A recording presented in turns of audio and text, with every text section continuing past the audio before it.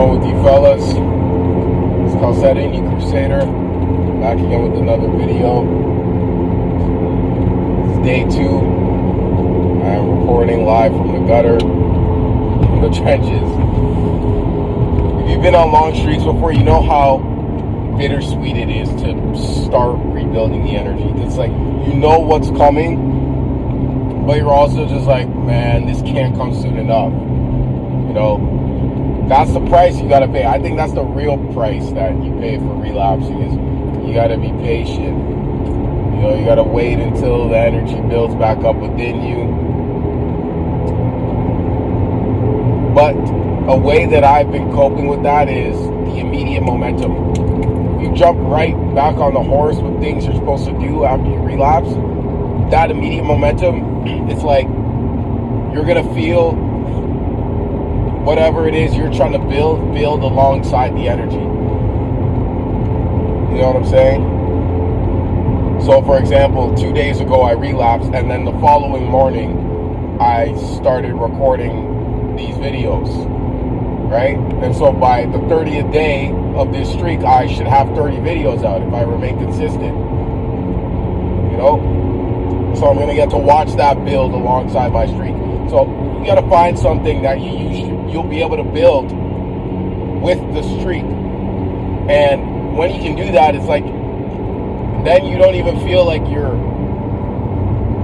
building something huge. It takes away the fear of the huge thing that you need to construct, and it breaks it down to you stacking individual bricks in your purpose, right? I think that's the key behind transmutation.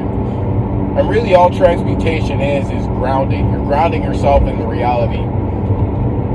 Because the energy that builds up from semen retention can be described like a fire. You're building up a fire energy, that raw creative spark. It's the life force. It's the thing that creates life in this world. So it's a fire energy, right? And then when you release it, you're extinguishing that fire, so to speak. You know, you're relying more on the water principle, the feeling. So that fire, how do you stop it from becoming too chaotic? Because they tell us, just extinguish the fire, just release your life waters, right? The Bible describes them as your life, your waters. They tell us in the world to just release it. And it's like, okay, yeah, it might make you feel better for a little bit, but that energy is gone now. You can't use it anymore, right? It's obviously not gone. Energy doesn't get created nor destroyed, but it's gone from you. It's been released into the world, into the ground. So what's a better way to do it? The better way is to transmute, which is grounding yourself. You know, you're taking that energy and you're converting it into something physical or tangible, right? So right now I'm converting it into my voice. But if I go to the gym, I'm converting it to my body, or I'm doing a sport, I'm converting that energy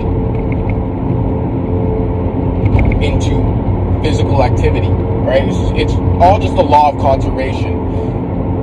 People try and take this and make it sound like it's some crazy mystical stuff, but no, I'm literally talking about basic physics here, basic physics knowledge. You're taking that energy and you're converting it into something else, right? Because energy is always going to stay conserved. So it's either you throw it out or you use it. And when you start to see it like that, it gets a little bit easier to rationalize why you should be retaining in your mind, because you need more fuel to do more things, right? You need to be in the gym 3-4 times a week minimum. If you're an athlete, you need to be training regularly, at least 2 times a week, depending on the sport, of course, right? If you have a YouTube channel, you need to be thinking of ideas and speaking those ideas. It takes energy to speak, and it takes energy to think, right? If you're a writer or a musician or whatever, all of those things require energy. So if you're constantly putting yourself in a depleted state, where are you going to get that energy to do that, right? So that transmutation from the fire to the earth principle, that is a form of alchemy, but not really in the mystical sense. It's just a way for us to describe it so it makes sense, because these are things that we can't really see, we can't feel, we can't touch. We just need to understand them and do them. I shouldn't say we can't feel. We definitely do feel it, but not feel in the physical five senses type of way. You know? So, if you're retaining right now, find something to build alongside your streak. And before you know it, you won't even be thinking about the days of the streak. I've been in those times before where I literally forget how long I've been retaining because I'm just so focused on whatever it is that I'm doing. You know?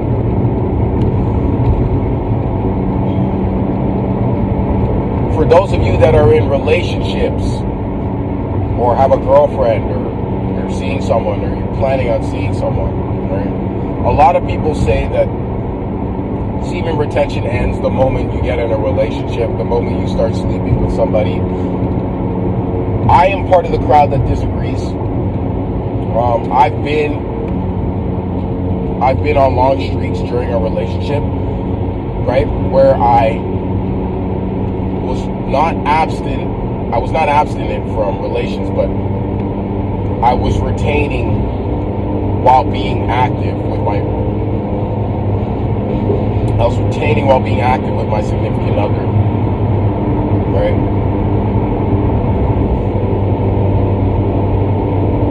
But I was retaining while being active with my ex. And transmutation becomes 10 times more important when you're in that situation. That's something I need to stress for all you boys that are in a relationship, because she is now adding to that fire, right? It's not just your fire anymore. Now she's charging you, you know, and you're getting supercharged. The best way to think about it is like this: a battery, right? A battery has two poles, the positive and the negative nodes, the anode and the cathode, if you know anything about chemistry. But we'll just think about it for a simple Duracell battery. There's a plus and a negative side. Positive goes to negative, negative goes to positive, charges, and then it produces the electricity. That's what happens when the man and the woman come together. You know, God created sex, right? It's a gift from him. He's not saying don't go in and out, but that extinguishing of the flame is meant for reproduction, of course. When you're retaining during a relationship, you're just charging up that battery. And if you've done this before or experienced it, you'll know that the bond between you and your girl at that time is going to be extremely powerful. You know, I've experienced this personally. The fire builds up. You guys can feel it between you. You can't keep your hands off of each other. And emotionally, you can't keep your hands off of each other as well. It's like you're emotionally connected to this person. She's emotionally connected to you. Decisions are made considering each other's well-being without even really thinking about it. Arguments are minimal. And people around you get to experience this love that you guys are building through the charging of this astral electricity, right? I call it the astral flame. It's different from the solo flame where you're just a man in the woods, you know, putting kindling on the fire on some rugged shit, you know. Maybe you're turning a dead rabbit you just caught over the fire. I'm just trying to paint the picture here.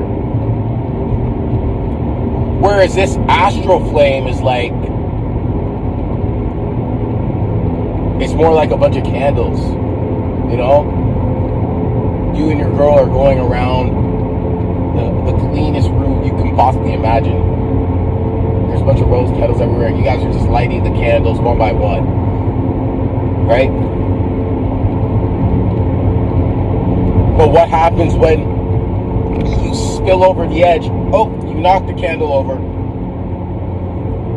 and it can literally burn the whole room. That's why it's so important that you transmute when you're building an astral flame with another person, because the fire is all the more powerful, you know. But it's also way harder to wield and maintain. Speaking from my personal experience, you can only go so long, and your woman is not going to understand that you need to be retaining. It's just not. It's not the way the world works, you know. It's a very select few that have been called to understand these things in depth. I consider it a real blessing, but sometimes it has felt like a curse, because you talk about it and your girl's looking at you like, what? When I told her about it, you got to talk to your partner about these things.